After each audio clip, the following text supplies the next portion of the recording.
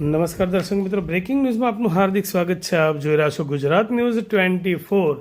સ્થાનિક સ્વરાજની ચૂંટણીઓનું ઘમાસાણ પતતા જ હવે જીતેલી સીટો બચાવી રાખવાની જદ્દોજહદ અને મથામણ ક્યાંક શરૂ થઈ ગઈ છે. ડભોઈથી કોંગ્રેસમાંથી જીતેલા તમામ ઉમેદવારોને અજ્ઞાત સ્થળે ખસેડાયા. 36 બેઠકોમાંથી કોંગ્રેસે 21 બેઠકો જીતી, જ્યારે ભાજપે 15 બેઠકો જીતી છે. ડભોઈ નગરપાલિકાની ચૂંટણીના પરિણામો જાહેર થયા બાદ હજુ સત્તાવાર રીતે બોર્ડની રચના પણ થઈ નથી, ત્યાં જ નગરનું રાજકારણ ગરમાઈ જવા પામ્યું છે. પાલિકાની કુલ 36 બેઠકોમાંથી કોંગ્રેસે 21 બેઠકો પર વિજય મેળવી સ્પષ્ટ બહુમતી મેળવી છે, જ્યારે ભાજપને 15 બેઠકો જ મળી છે. સામાન્ય રીતે બહુમતી મળ્યા બાદ સત્તા રચનાનો માર્ગ સરળ માનવામાં આવે છે, પરંતુ ડભોઈમાં હાલ જે રાજકીય પરિસ્થિતિ સર્જાય છે તે જુદી જ વાર્તા કહી રહી છે. કોંગ્રેસમાં તોડજોડની રાજનીતિનો ભય ઊભો થતાં પક્ષ દ્વારા જીતેલા કેટલાક સભ્યોને અજ્ઞાત સ્થળે ખસેડવાની કાર્યવાહી કરવામાં આવી છે. આ ઘટનાએ ડભોઈમાં રિસોર્ટ પોલિટિક્સની ચર્ચાને વધુ વેગ આપ્યો છે.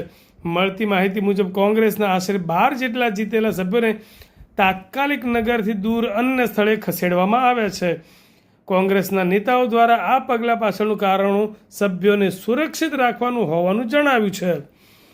પાલિકામાં બોર્ડની રચના ન થાય ત્યાં સુધી આ સભ્યોને બહાર રાખવાની વ્યવસ્થા કરાઈ હોવાનું પણ જાણવા મળ્યું છે.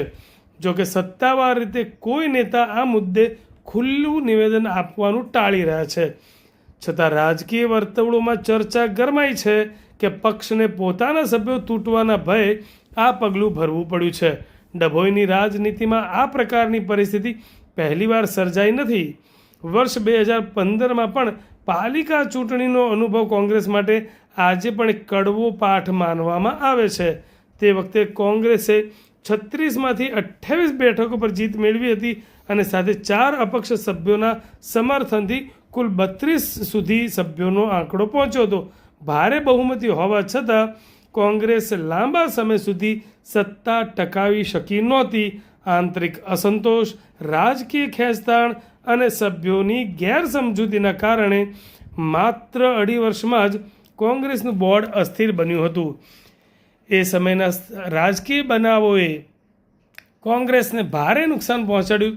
હવે એ જ ભૂલ ફરી ન થાય તે માટે કોંગ્રેસ આ વખતે વધુ સાવચેત બની હોવાનું રાજકીય વિશ્લેષકો કહી રહ્યા છે.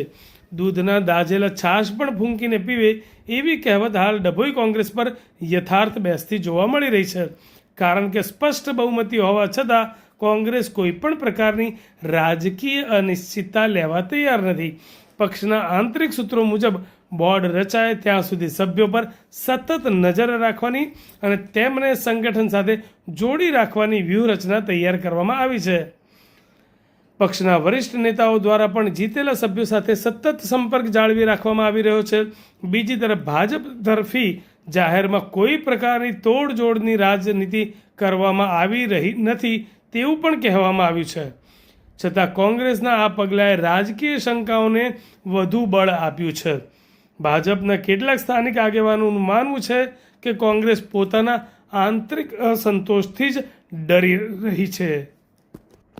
કોંગ્રેસે પોતે જ પોતાના સભ્યોને બહાર ખસેડીને પક્ષની અંદરની અસુરક્ષા, અસલામતીને છતી કરી દીધી છે તેવી ટિપ્પણીઓ પણ રાજકીય મંચો પર થઈ રહી છે.